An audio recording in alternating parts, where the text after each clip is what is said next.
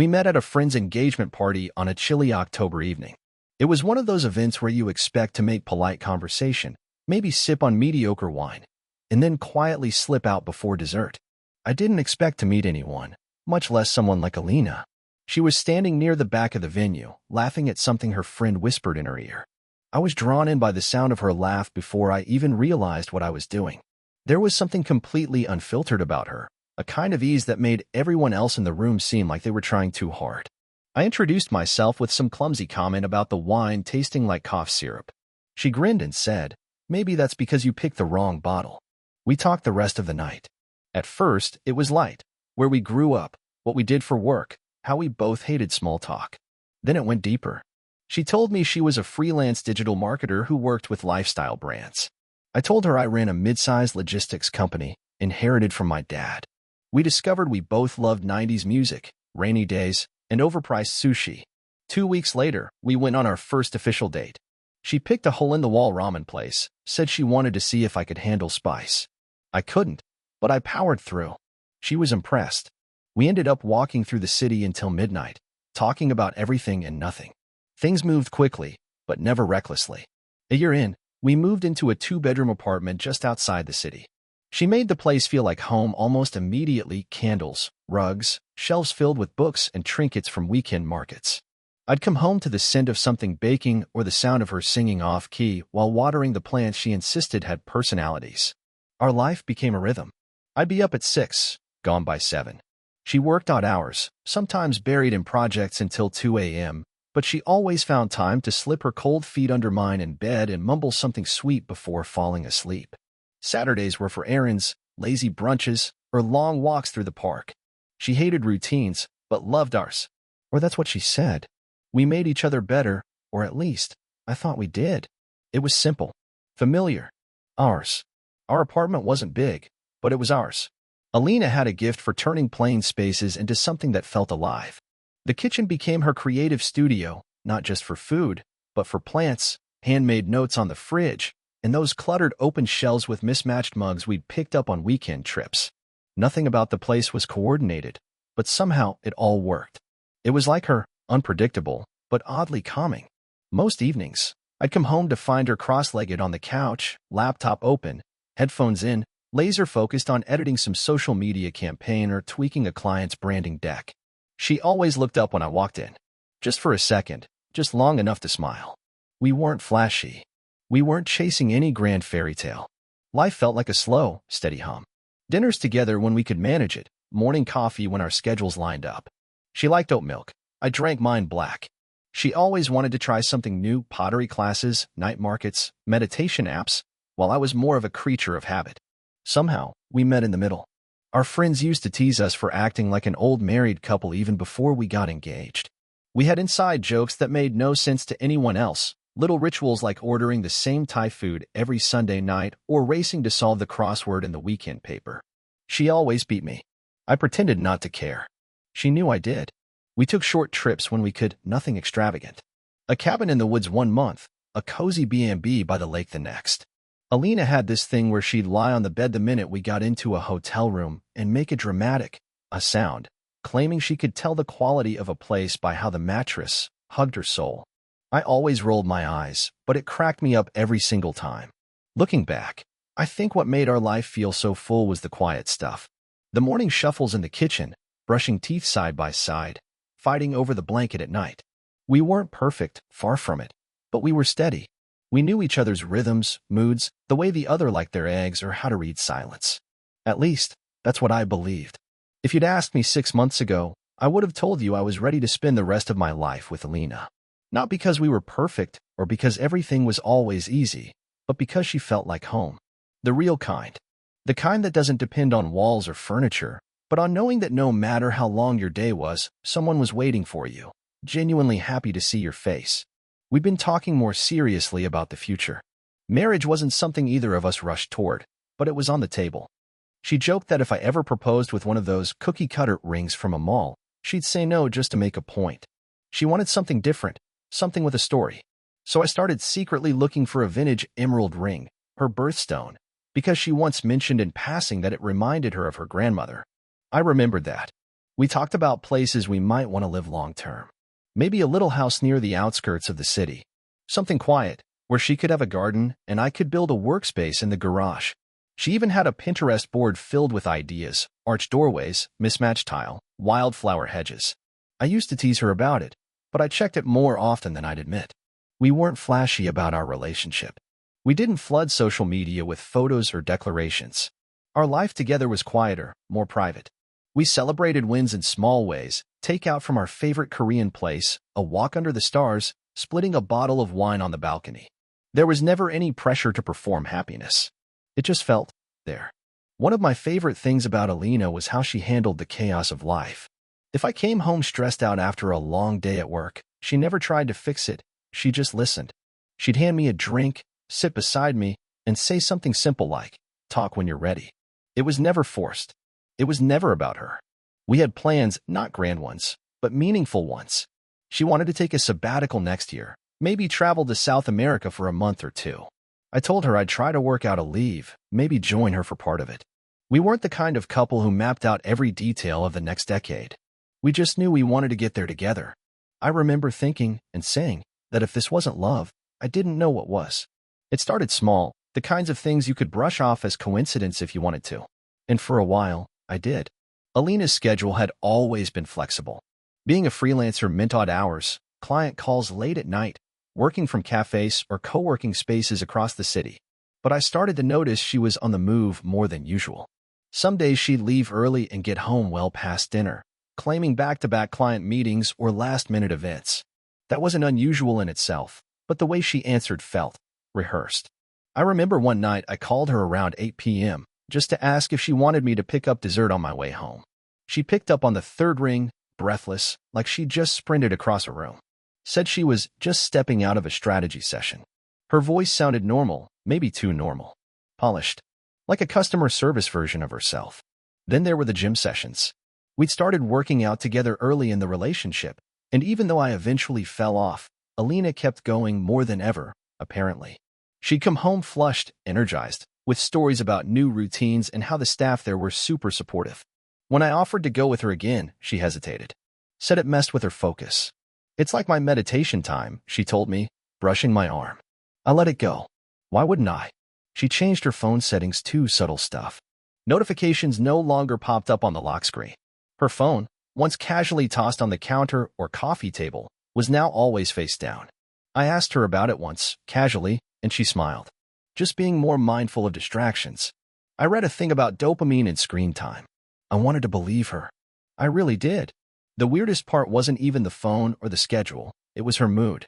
She'd swing from overly affectionate to distant in a span of hours. One night she curled up beside me and talked about wedding themes she liked, something outdoors, minimalist, sunset lighting. I remember feeling a mix of warmth and confusion. It didn't add up with the way she'd been acting lately. When I asked if everything was okay, she gave me a look. "You've been weird lately," she said. Distant. Then kissed my cheek and turned over. That night, I stared at the ceiling for hours. There wasn't any solid reason to doubt her, not yet. But something in my gut had started to twist. The version of our life I had in my head didn't feel like it was lining up with the one we were living. And for the first time since I met her, I felt unsure. I used to think people drift apart slowly, like land eroding at the edge of a river, something you can barely see happening until the shape of it's just different. But with Alina, it wasn't slow. It wasn't obvious either. It was a quiet shift, the kind you only notice when you realize you're no longer standing in the same place. It started with the small things, like how she stopped telling me about her day. I'd ask, out of habit mostly, "How was work?" And she'd just shrug. Fine. Nothing more. No rants about clueless clients or the usual sarcasm about bad design trends. The details had disappeared, replaced by vague answers and a look that said she wanted the subject changed. Then she started staying out later. Not every night, just enough that it became a pattern. Client dinner, she'd text. Running late. At first, I didn't think much of it. Alina had always been independent. Social. But over time, those dinners felt more frequent, and she'd come home in a strange mood, either buzzed and chatty or withdrawn, like she was somewhere else entirely. I chalked it up to work stress. I told myself that if she wanted space, I'd give it to her. I tried to focus on my own routines, work, gym, weekends with friends. But the more I gave her room, the more it felt like we were occupying two different lives. We still shared a bed, but I started waking up without her beside me more often than not. She'd claim she couldn't sleep and went to the couch to read. Once, I found her on the balcony at 3 a.m., staring at nothing. I asked if everything was okay, and she smiled, tired. Just in my head too much, she said. I wanted to believe that. I really did. The intimacy changed too. Not just physically, though that had slowed, subtly but surely, but in the way she touched me. She used to hold my face when we kissed, trace the lines on my palm like she was reading a map. Now her touches were fleeting, almost distracted. There was a moment, and I remember this clearly, when I leaned in to kiss her goodnight, and she turned just slightly, like her body flinched before her mind did. It passed quickly, and she laughed it off. Sorry, I thought you were going for my eye. But I didn't miss the hesitation. I started questioning myself more than anything. Was I reading too much into things? Was this just what happened when couples got too comfortable? When work and bills and the weight of daily life got in the way of connection? We still made plans. Still had Sunday brunch and watched our favorite shows. But it all felt like muscle memory, things we did because that's what we'd always done. There was warmth, yes, but the kind that's left after a fire burns out. Familiar, soft, but not alive. And every time I felt that silence grow between us, I told myself not to overthink it. Maybe that was the mistake. I started counting the things that felt out of place. A forgotten earring on the bathroom counter that wasn't hers or wasn't one I'd seen before. A perfume I didn't recognize lingering faintly on her scarf when she tossed it over the chair. Nothing definitive. Nothing I could point to and say, this is wrong. But these small, misplaced things started to echo louder than any argument ever could. Alina had always been meticulous, almost to a fault. She wasn't obsessive about cleanliness, but she was particular. She noticed details. So when I asked about the earring, just casually, she said, "Oh, it's from a set I used to wear all the time. You just never noticed." And maybe she was right. I didn't want to start questioning everything, but I did anyway. There were other moments. One night, I walked into the living room to ask if she wanted tea, and she quickly locked her phone and set its screen down. That's become our ritual now, her phone always face down, always locked, always within reach. I've never been the kind of person who snoops, and she knows that. Maybe that's why she never tried to hide her shift in behavior. Or maybe she's just confident I wouldn't ask the wrong questions. And honestly, I didn't want to. I wasn't ready to be that guy, the one checking her timestamps, scanning her messages in secret, playing detective in his own home. I kept telling myself that people go through phases, that she was just stressed, that we'd find our rhythm again. But her rhythm kept changing. She started using this new co-working space downtown. Said it helped her focus better than working from home. I believed her. Why wouldn't I?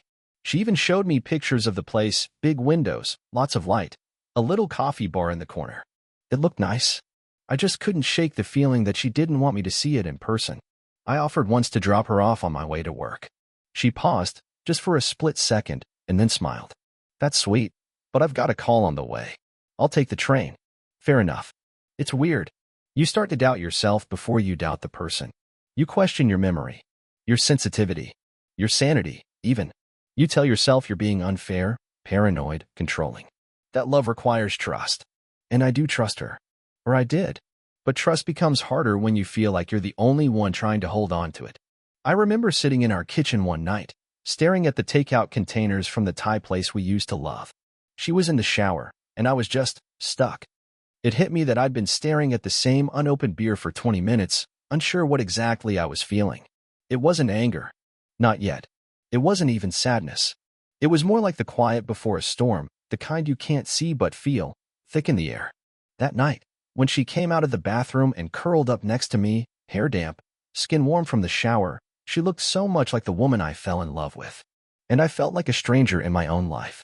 I kissed her on the forehead and turned off the light. We started planning the wedding in early spring. It was Alina's idea.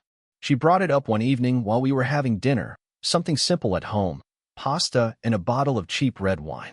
Maybe it's time, she said, twirling her fork slowly. What do you think about a fall wedding? It caught me off guard. Not because I didn't want to marry her. I did, but because I hadn't expected it to come from her. She always talked about marriage like it was a distant lighthouse, something you sail toward at your own pace. I figured we'd drift there eventually, like everything else in our relationship. So when she suggested we start setting dates, looking at venues, booking caterers, I smiled and said yes. What else could I say? We spent the next few weeks sketching out ideas. She wanted something outdoors. Rustic, but not too rustic. I suggested a vineyard about an hour outside the city, a place we'd visited once on a weekend trip, where the hills turned amber in October and the air smelled like pine and slow-burning wood. Her face lit up when I mentioned it. That's it, she said. That's the vibe.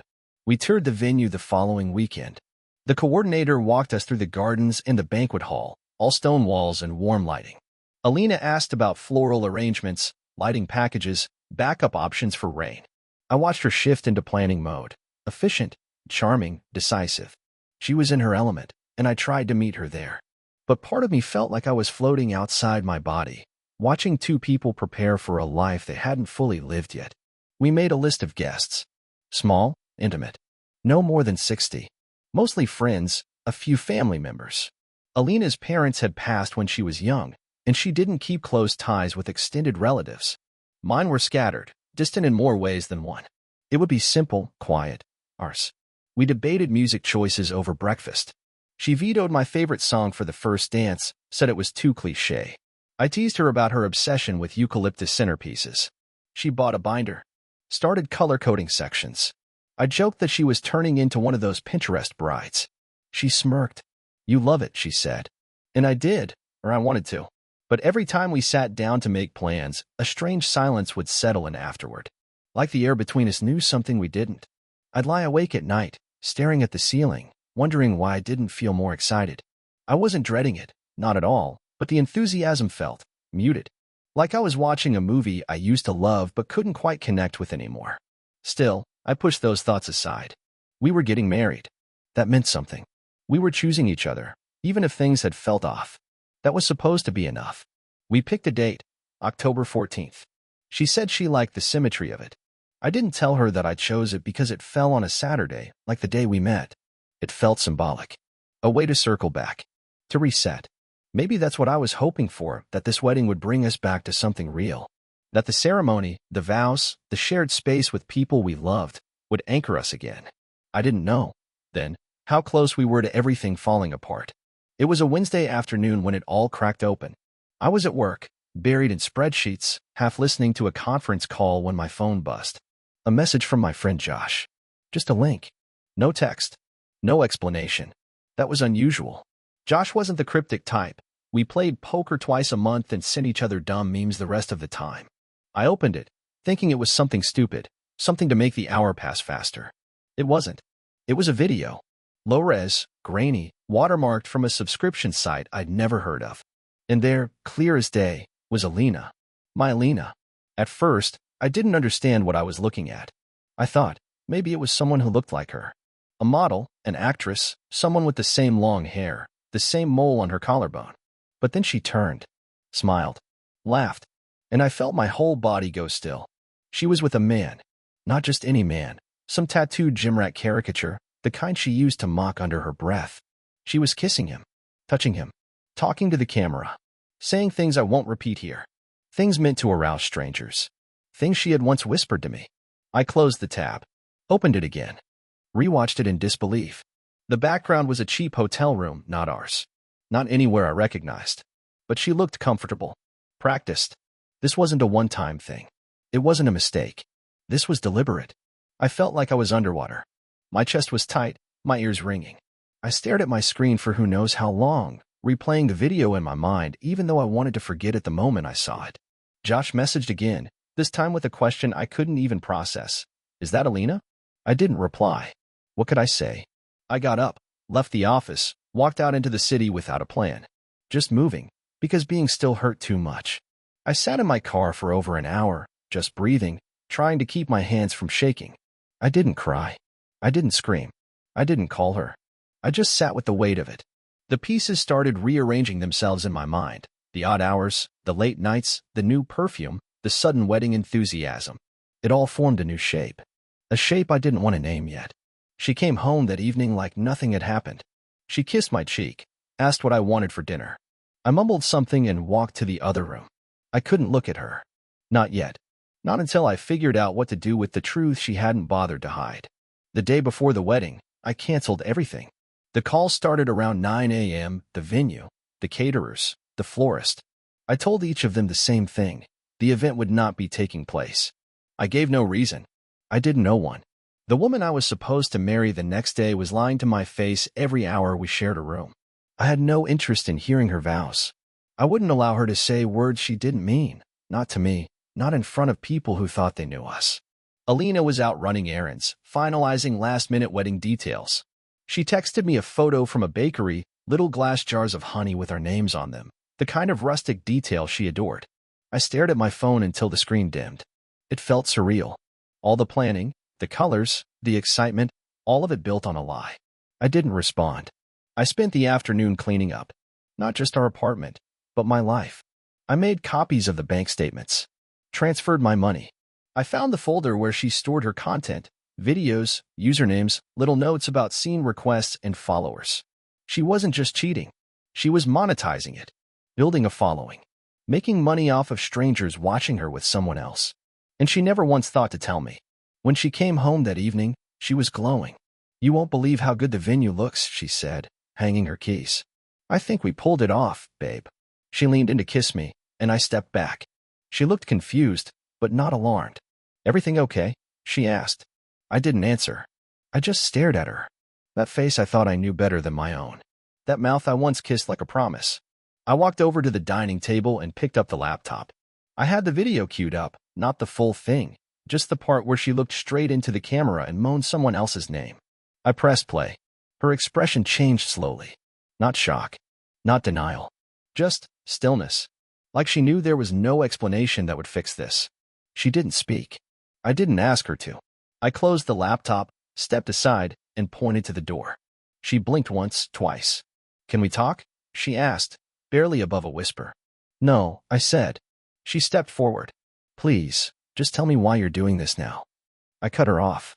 "You know why." Her voice cracked. "I didn't want to hurt you." I laughed. It was dry. Hollow. "You wanted to make money off me being in the dark. That's different." "I didn't think you'd find out," she said. And it was that sentence, more than the cheating, more than the lies, that ended whatever part of me still wanted to understand her. Not, "I'm sorry." Not, "I was lost." Just an admission that she never expected to get caught. That she was perfectly fine living both lives. I handed her a folder, a copy of the money she'd made from the site, passwords she forgot to delete, screenshots of her direct messages, her request history, and every receipt I could gather. I wasn't going to confront her. I was documenting her. She looked at the papers like they were written in another language. I said nothing. I waited. She finally looked up. "Where am I supposed to go?" "That's not my problem," I said, my voice even. "You don't live here anymore." She opened her mouth again, but I didn't let her speak. I opened the door, and for a second, I thought she might beg. But she didn't. She picked up her bag slowly, the one she'd taken to the gym, and walked out. I locked the door behind her. I gathered the earnings from her accounts, logged in, transferred every cent into a new account. She'd used my home, my trust, and my presence to build that world. It wasn't hers to keep. She tried to call later that night. Texted too. I watched the screen light up over and felt nothing. Just a hollow quiet. I turned the phone off. I knew she'd try to come back, to cry, to spin it into something forgivable. But there was no version of this where I let her in again. There would be no wedding. No vows. No photos. No more pretending. Just the silence of a door that finally stayed shut. In the weeks that followed, the silence was louder than I'd expected. The apartment was still filled with her things, a sweater draped over the chair, the eucalyptus candle she was obsessed with, the color-coded wedding binder we never got to use. I left it all untouched for days, walking through rooms like I was floating through someone else's life. I didn't rage. I didn't cry. I just existed. Some mornings I'd wake up expecting her to still be there, her cold feet under the blanket, her hair in my face. Then I'd turn and see the empty space and remember. I quit answering friends' messages. Let the calls go to voicemail. Some of them had heard the story in fragments, from Josh, from whispers that spread faster than I could control, but I didn't have the energy to correct or confirm anything. What was there to say? She cheated on me and filmed it for money? That didn't roll off the tongue. Instead, I cleaned. Not in the cliché sense of cleaning is healing, but because I couldn't stand the feeling of things being out of place. I boxed up everything she left behind and stored it in the closet. I cleared out drawers, changed the sheets, unplugged her side of the vanity mirror. I took down the Polaroids on the fridge one by one. I didn't rip them. I didn't burn them. I just folded them neatly, placed them in a shoebox, and slid it under the bed. A quiet burial. The only moment I broke was when I came across the ring. It was still in the drawer where I'd hidden it, the vintage emerald one I spent weeks hunting for. I sat with it in my palm for over an hour. Not angry, not hurt, just staring at what it could have meant, what it almost meant. I thought about selling it, pawning it off for whatever I could get. But I didn't. I tucked it away in a velvet pouch and left it there. A monument to something that never got to become anything real. Then, life started to move again. Slowly. I went back to work. Joined a new gym across town, not because I wanted to bulk up or get revenge fit, but because I needed to remember how it felt to sweat, to breathe heavy, to care for my body again. I reconnected with old friends, started taking long walks on Sunday mornings, got back into sketching, something I hadn't touched since college. It wasn't much, but it was something. A thread to follow. One Saturday at a bookstore, I met someone. Not in the movie kind of way. There was no clumsy bump, no flirty exchange of glances across the poetry aisle. We just happened to reach for the same book, a battered copy of The Little Prince. I told her it was one of my favorites. She smiled and said, I read it every year on my birthday. We talked for 20 minutes, then sat outside with coffees for another hour. Her name was Elise. She was kind in a quiet way, measured, thoughtful. Nothing like Alina. No dramatics. No flickering hot and cold charm. Just steadiness. I didn't ask for her number that day. It felt too soon, too forward, but the conversation stayed with me. The way her eyes didn't dart to her phone every few minutes. The way she listened without interrupting. The way, when we laughed, it felt unforced. A week later, I saw her again, same bookstore, different aisle. This time, she smiled first. We started seeing each other. Slowly, carefully. No labels, no rushing. Just coffee, bookstores, walks through the park. She knew I wasn't ready to talk about what had happened, and she didn't push. I liked that about her. She gave me space to exist without performance, to sit in my silence without trying to fill it. It wasn't love. Not yet. But it was something soft and human. A step toward real. And that was enough for now. There was no moment where it all suddenly made sense. No grand epiphany.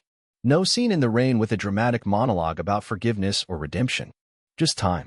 Days passing. Some loud, some unbearably quiet. And somewhere in that stretch of hours and mornings and weeks, the weight began to shift. I never responded to Alina again. She tried texts, emails, voice notes I never played. At first, they came daily. Then weekly. Then they stopped altogether. I don't know where she went. I don't care to know. The truth is, the person I loved was gone long before she walked out that door. And the version of her that remained, the one who made those choices, told those lies, that wasn't someone I needed closure from. I'd already closed the door myself. The money I reclaimed from her account sits untouched in a savings account under a new name. I've thought about donating it. I probably will. Not as some grand moral gesture, but because I want nothing of hers woven into the fabric of my future. Her deceit won't pay for my peace. The wedding date passed quietly. October 14th came and went without flowers or vows or tuxedos. I spent that day walking along the coast, alone, wrapped in a thick jacket, hands buried in my pockets. The sea was gray and loud, the wind sharp. But it felt honest. Cleansing. I didn't think about what could have been. I didn't imagine alternate endings. I just walked until my legs ached, then sat and watched the waves erase themselves over and over. Something about that felt right. Elise is still in my life. It's still early, still gentle. We don't talk about forever. We talk about how our days went, what we're reading, where to get the best pie in the city. She makes me laugh without trying, and I find myself doing the same. She doesn't fill the space Alina left, she creates her own, and I step into it willingly. For the first time in a long time, I feel like I'm not bracing for impact. I'm not watching the horizon for signs of collapse. I've started journaling again, drawing more. Spending evenings not numbing out, but actually being present. I'm not healed. Not entirely. Sometimes I still wake up at 3 a.m. and have to remind myself the past isn't creeping back through the door. Sometimes I still feel the sting of humiliation, of betrayal, of how easily I was deceived. But more often now, I feel calm, grounded, a man with scars instead of open wounds. People talk about heartbreak like it's a single event, the discovery, the fallout, the goodbye. But the truth is, heartbreak is a process. A long, uneven road of letting go of someone you once trusted with everything. And somewhere along that road, you come back to yourself. Slowly, quietly. And when you do, it feels like the start of something sacred. So this is where I leave it. Not with revenge, not with anger, just with a life I'm learning to love again. I am not who I was before her, but I'm becoming someone I can trust. And in the end, that's more than enough.